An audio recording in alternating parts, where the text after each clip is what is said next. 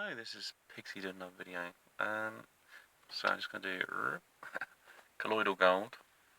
You can see, I don't see the colour. It's a bit different mixture than my normal mixture. It's got a slight, I guess it's like a peachy, it's got a slight kind of yellow to it as well. Oh, I've got some things moving around in it as well. So maybe there's some minerals that have combined with things. Yeah, it doesn't look sterile.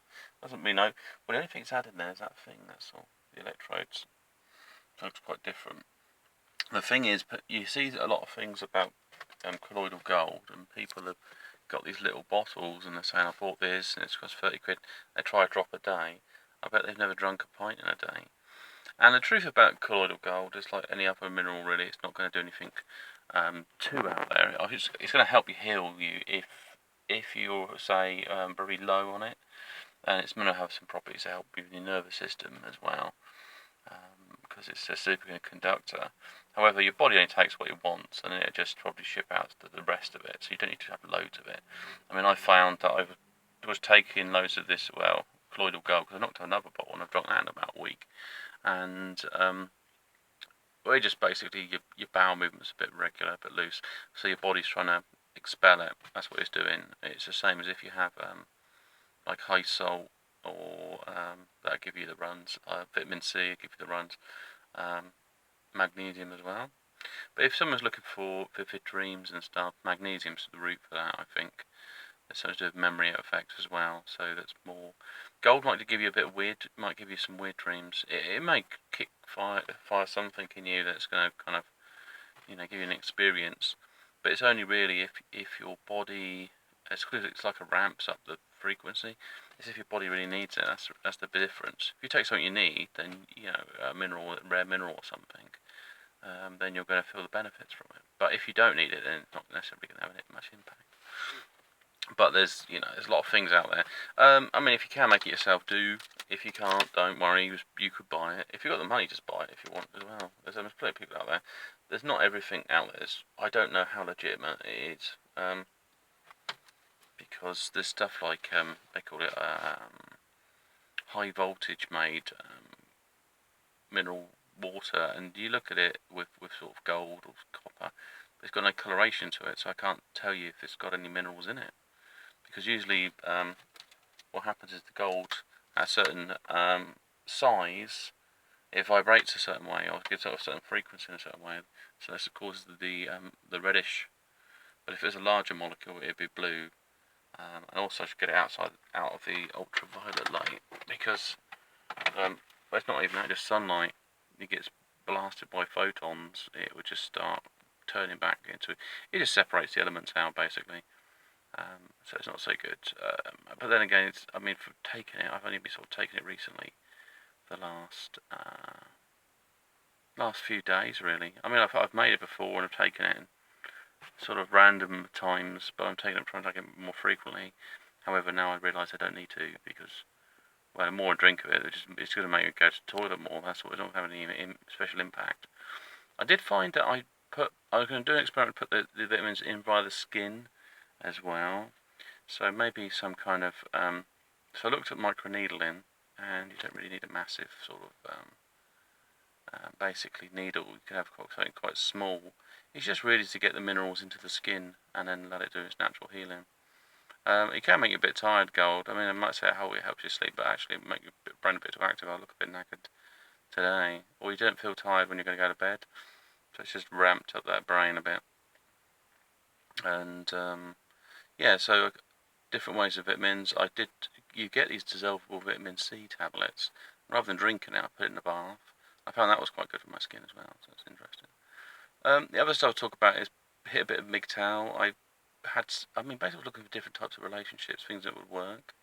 I had someone write to me, I was going to write, but she's kind of like she's one of these. It's kind of like S&M, like sub type thing. She wants to be a servant. But the only thing about that, there's a bird getting close to me when I want to talk to you. The only thing about that kind of relationship where somebody's more submissive and dominant is that, and they want to do it. They want to be 24 hours be submissive. I mean, I only live in a kind of flat, so there's not much for them to do. Just keep tidying up, and it means that, I mean, from a romantic perspective or whatever, they're available to you 24/7, which is a benefit. But then it could get boring as well, because you sometimes want a bit of space. There's only so much. It's like the honeymoon period of a relationship. You eventually get a bit irritated by each other because you're on a high, but you feel a bit kind of disassociated, and that's because that chemical bonding thing. But then you need that bond, so it's a kind of mixture. You feel I need a bit of space, and then you kind of think, well, I need them as well. So there's a pull and pull sort of thing going on, and that's probably difficult. And I guess that exists in that type of relationship as well. If you kind of like a hardship in some level before they get a reward, or I don't know, if you've compromised themselves and they feel that they've served a purpose. But the whole culture of it is really complicated to get into. It's kind of like to relate to yourself, how you feel about people. So something to think about, but also it's probably a big old con. It could be some nutty bloke that's writing to me, or nutty woman, just playing some sort of game. There's catfish out there. There's all sorts of things out there. But they have put a lot of detail into the letter. So there's a couple of things they have done. There's a couple of things they haven't done. The one thing they haven't done is they haven't mentioned me by name, which is always weird, because somebody would say, hi, such and such, thanks for writing to me, etc. And anything that doesn't make quite sense in there. So you just pick it out, like you think to yourself, well, this person isn't English, or they use some phrases that are not typical to England, like I could sweep your yard for you. So basically, it's like she wants to be a servant, and I can apply in other areas as well in the relationship. I mean, there's perks, like I mentioned, and there's also negatives. And to be honest, it could be the other way around. It could be like if you're a woman and you found some guy that wanted to basically be submissive and support you in any way they could, it would appeal at some levels, but then you'd want the person to be an individual, but they don't want to be changed, so they don't actually just want to stay like that. And so you say to yourself that they're not actually a relationship in the same way. It's a more complicated thing to take in your head.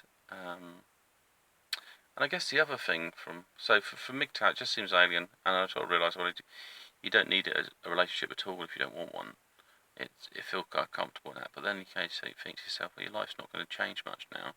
I mean, you can get everything you want in place, and then you're just going to have to try to fill that void. That's the other issue of it. So we all need love and human interaction. That's the basics of it, and you need things that propel you forward. So giving you everything you want doesn't always necessarily make you strive for goals. That's the thing. You get kind of spoiled for a bit. I mean, if I had someone that, they cooks, they clean, they do everything for me. If I want my face shaved, they can do it for me. If I want a bath run, they won't do it for me. They don't mind it to that level. So it's like I'm a king in a manor. But I might feel like I'm useless. I'm just sat there, Can you make me a cup of tea, please, or something, because normally people say, well, can you make yourself a tea, whatever, what your kettle is, that kind of stuff. That's one level. So something to think about there, if it's real, and if it is real, what it's like. And the only way I can do that is if I guess I proceed to follow the line and see where it takes me. But the other thing is a dependent. So you've got somebody. Well, that's the crucial issue.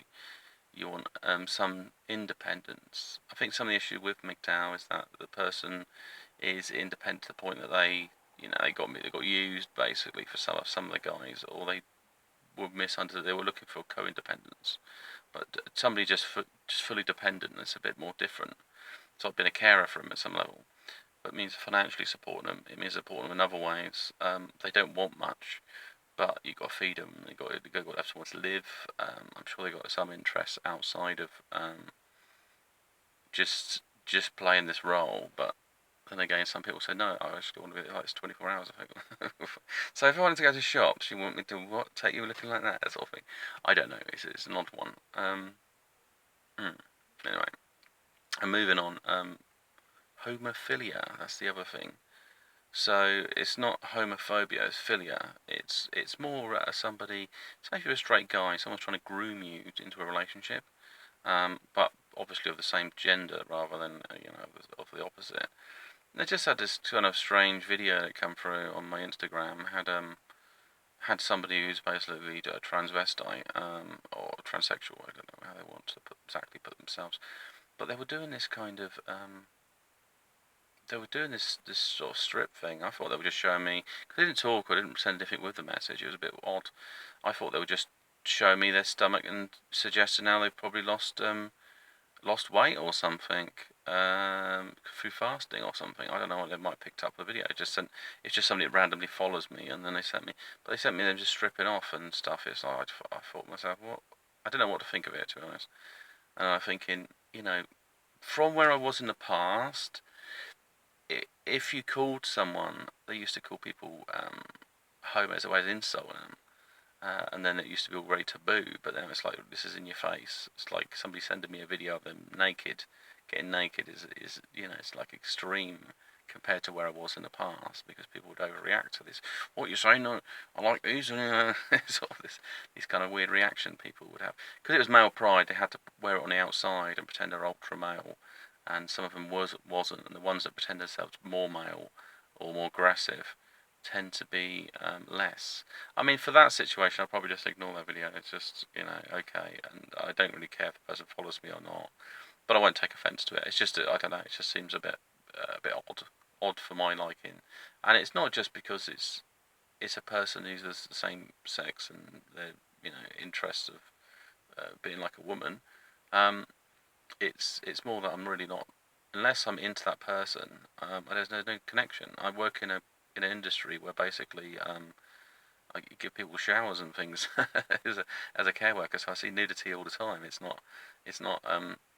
not sexuality, it's vulnerability. That's what it is. You're suddenly expose themselves as vulnerable. Doesn't necessarily isn't a turn on, because I work with that anyway. So it's like, okay, what do you want to shower now? Something like that. I don't know.